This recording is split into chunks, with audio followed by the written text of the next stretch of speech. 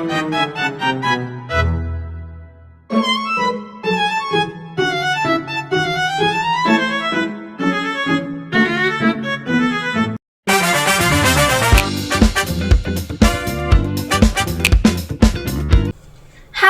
semuanya, perkenalkan saya Nur Azizah dengan NIM 23040332. Pada kesempatan kali ini, saya akan membahas salah satu kebijakan penting dalam dunia pendidikan di Indonesia, yaitu kebijakan Dana BOS atau Bantuan Operasional Sekolah. Kebijakan ini punya peran besar dalam mendukung jalannya pendidikan loh, terutama di sekolah-sekolah negeri di seluruh Indonesia.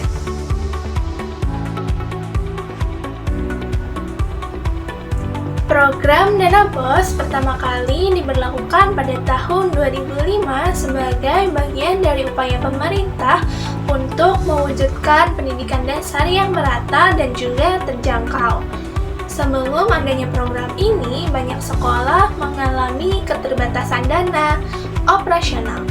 Akibatnya, orang tua murid sering dibebani dengan berbagai pungutan dan juga banyak anak yang terancam putus sekolah karena alasan biaya.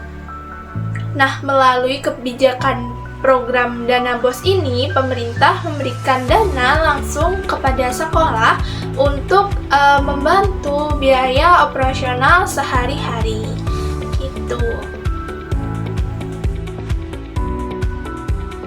Apa sih tujuan utama dari bantuan operasional sekolah? Akan saya jelaskan sekarang ya.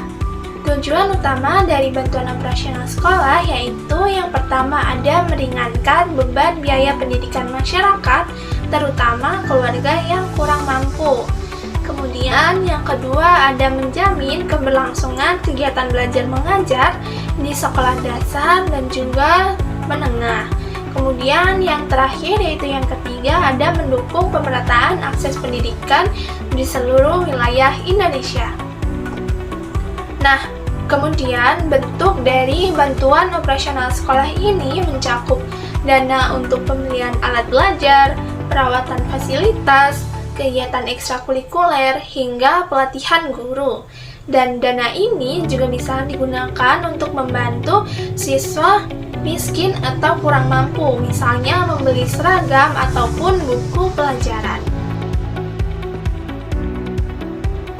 Sejak diberlakukan, kebijakan Dana BOS membawa banyak dampak positif. Sekolah menjadi lebih mandiri dalam mengelola keuangan, kemudian fasilitas pembelajaran juga meningkat, dan juga angka partisipasi sekolah terus naik.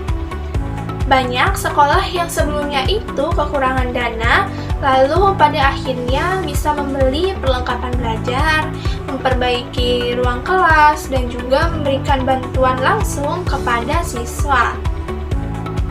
Nah, kebijakan ini juga ikut mendukung keberhasilan program wajib belajar 9 tahun.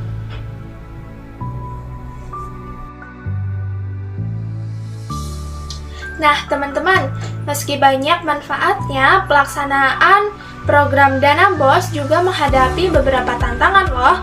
Misalnya, masih ada kasus penggunaan dana yang kurang transparan, keterlambatan pencairan dana, serta kurangnya kemampuan manajemen keuangan di beberapa sekolah.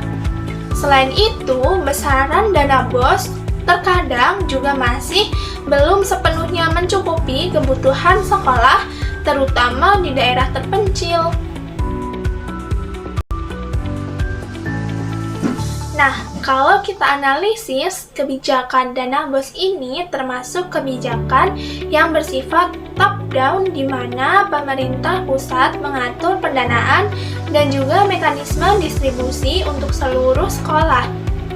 Kemudian, dari sisi efektivitas, kebijakan ini sangat membantu pemerataan akses pendidikan dan juga mengurangi kesenjangan biaya. Namun, keberhasilannya sangat bergantung pada manajemen sekolah dan juga pengawasan yang baik. Untuk kedepannya, Dana BOS perlu terus ditingkatkan dalam transparansi, efisiensi penggunaan dana, serta pendampingan sekolah dalam mengelola keuangan. Dengan begitu, tujuan utama yaitu memberikan pendidikan yang merata, berkualitas, dan juga terjangkau bisa benar-benar tercapai.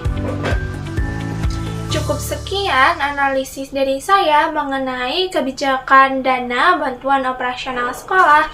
Semoga membantu ya. Kita ketemu di video berikutnya.